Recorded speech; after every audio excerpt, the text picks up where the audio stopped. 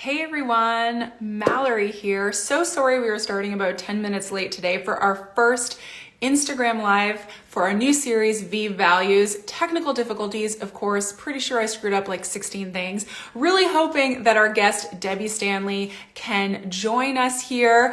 We're just gonna give her a couple of minutes while we are waiting for her. Let me tell you, oh wait, someone's asking to join.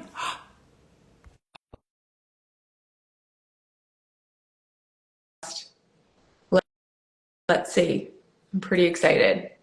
Hold on. I'm accepting that. Yeah! Yes.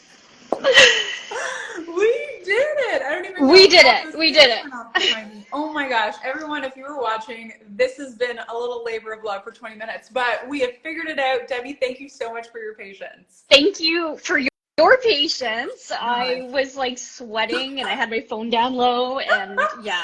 I know. Oh my God. Okay, we are here and thank you for being our first guest on Viive Values. Thank you for having me. I feel so honored to be your first guest. Yay! And we're working out the kinks with you. So for those of you watching, let me just give you a little bit of info about Debbie. I scoured through your bio on your website and pulled out some of my favorite little tidbits, okay? Okay. So Debbie founded ETP Canada in 2022. She created a really cool online course called Executor Ready. Please be sure to check that out. We will try to tag it in the comment section later. She is really active in providing education on estate planning and estate administration in her lovely hometown of Guelph, Ontario and beyond. She was, and I'm loving this, a Dancing with the Stars contestant for Easter Seals. You're gonna need to tell us more about that later. Oh my God.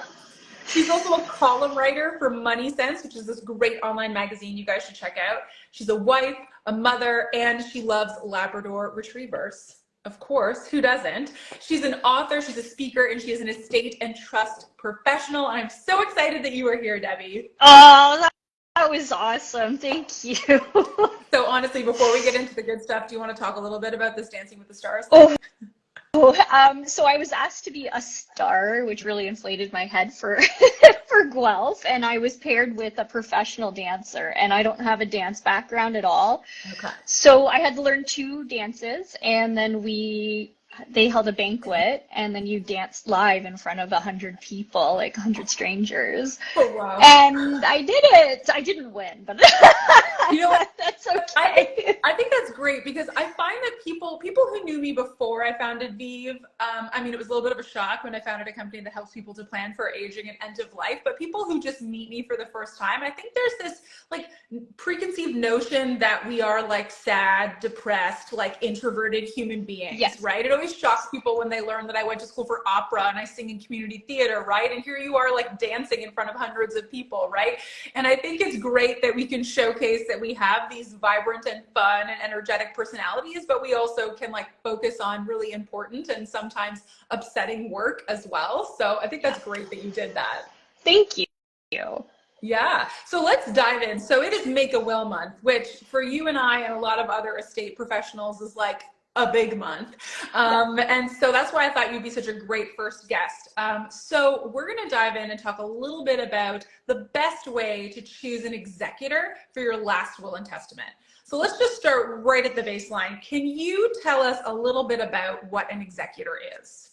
So an executor is the person who's in charge of the estate, and I liken it very much to a CEO of a company. Cool. Just like the CEO has to run a company and they have to maintain the financials and make sure everything's up to snuff with the government, that's exactly what an executor has to do too. So once we break it into it's a real job. Yeah, then for sure. yeah. Sorry, go ahead. Oh, no, I was going to say, then we realize it's not just like emptying the sock drawer and doing the funeral. Not that those aren't big things, but there's a lot more to it. I know. I always find that clients, you know, when they're trying to choose an executor and they're not really realizing what a huge job, a huge task they're putting on someone who understandably is going to be very actively grieving when they die, but then has to just like step into, as you said, like this major CEO role. So it's really a big job picking someone. Yes, exactly. Nice. So why do you think it's so important to choose the right executor? Well, I think we want the job done right. Yeah. And we also want everything to go smoothly, not only for our executor, but for our beneficiaries. When we're creating a will, especially in Make a Will Month, and working with our planners, we're trying to set out a roadmap that is very smooth for not only the person executing it, but for the people receiving it. And that's why it would be so important to ensure that it's all set up properly and you have the right person in the right role. Exactly, exactly. Now, in your line of work, what do you see as some of the common misconceptions that people end up doing when they're choosing an executor for their estate? Oh, probably I think guilt comes into it a lot. Like I need Yeah. to pick my oldest kid or else they'll be offended, or it's my best friend, so they should also be that person. So that's a common misconception. Another one is that it's this great honor. So, like being a godparent is a great honor. It really is. Maybe being an executor isn't really so much that. It's like, hey, here's a big job. And so that's a very big misconception. A lot of executors say to us, I had no idea. I had no idea that it was this much work. Exactly. It is such a huge job, and I think that's something that people just don't realize unless they've ever been an executor before. And it's true that some people go through life, especially I would say in older generations now, where they never had to take that on.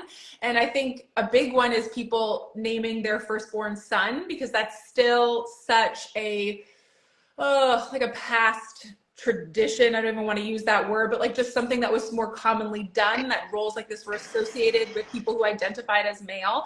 And so that's something I really try to emphasize with clients is, are you picking your firstborn son for an actual legitimate reason, or are you picking your firstborn son because it's your firstborn son? Because that's not really a reason. So that kind of leads me into my next question is, what traits make somebody a really good fit to be an executor? Well, I feel like that's a loaded question a bit because every estate is different. So just like our fingerprints are unique, so are our estates. Mallory, your estate would be very different than mine. And maybe the skills that our executors need are entirely different. So for instance, if we have an estate with a farm, maybe that executor has to be familiar with the farm life, for the animals, what to do to maintain the farm, where another estate might have a lot of investments and you need someone who's savvy in that respect. So I think what we have to do as individuals is reflect on what we need for our estate and then ensure that the person we're choosing has those skills and maybe even the experience there. So kind of like a job opening. Yeah. Create a job posting, and then see if the person you have is fitting that particular fake job posting. Yeah. No, I completely agree with that. Something that I say to clients, because you're right, every estate is so completely different. And, when a lot of times people ask just for simple checklists or to-do lists, I'm like, no, because your checklist or to-do list is going to be so fundamentally different from mine. But something I do say is look at the person, look at what in general, their skill set is, right? If this is like a person who you never thought of as very type A or very organized, right?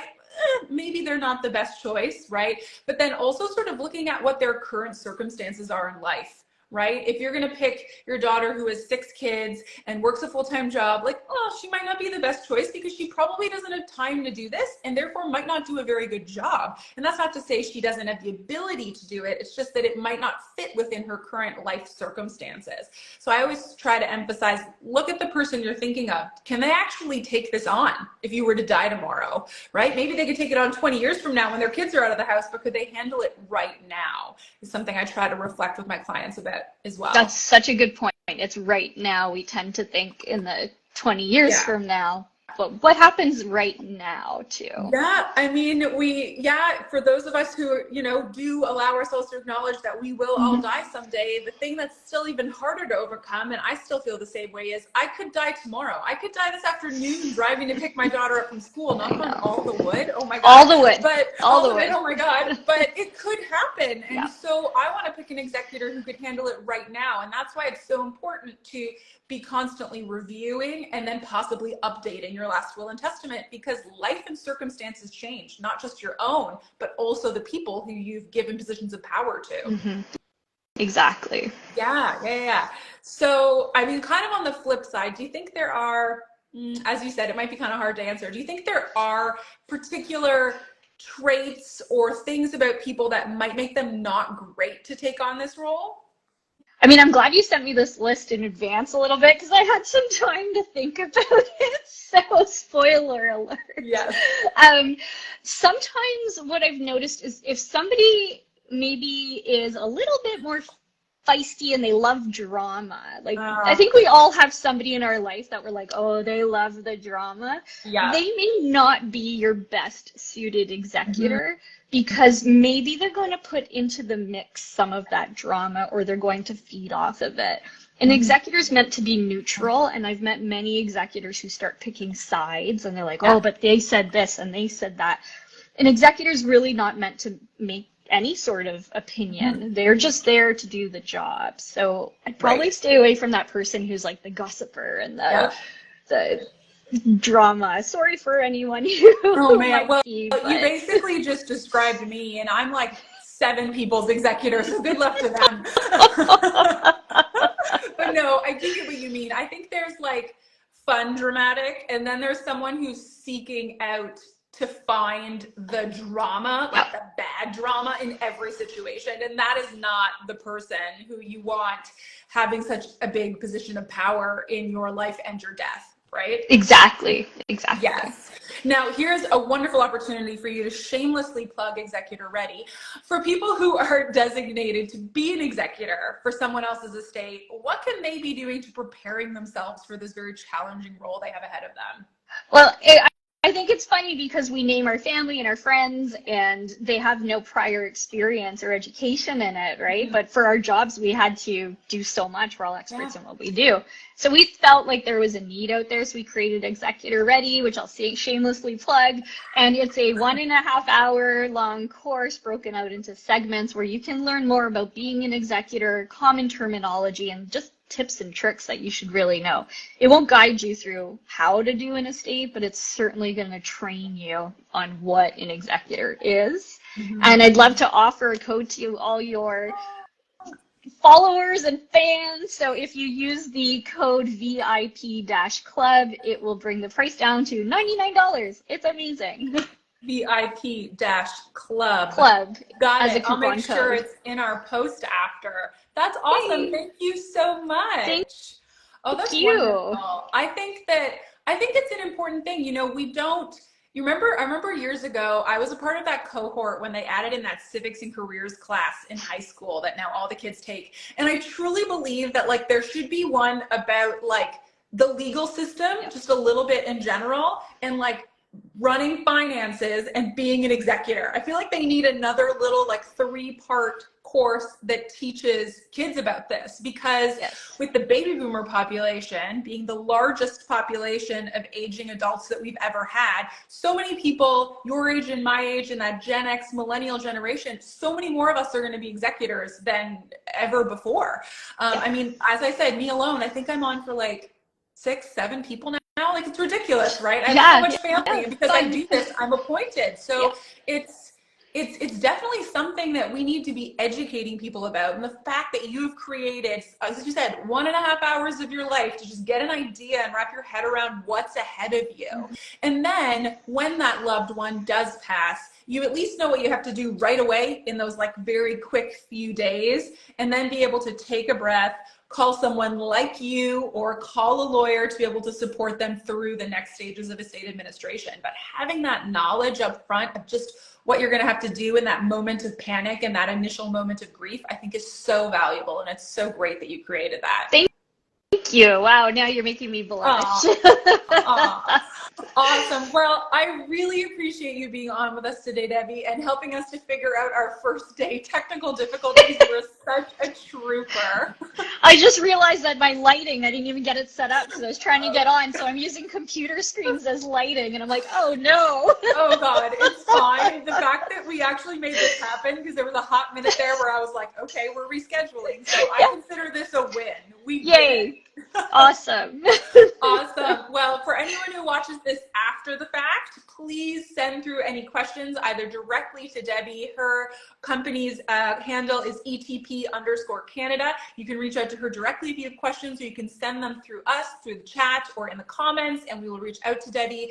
So thank you so much for joining us, Debbie, and have a great rest of your day. You too. Bye. Awesome. Bye, everyone.